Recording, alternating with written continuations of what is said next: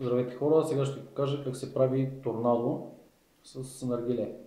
Значи целта е, независимо какво е електронно или обикновено наргиле, в случая просто когато постелите самия пушек на масата или на пушта, която сте решили, просто направите ето това движение.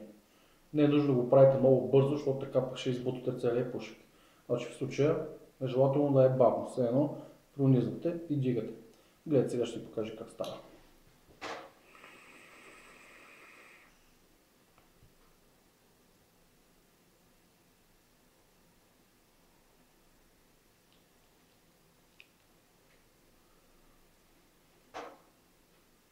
Ето.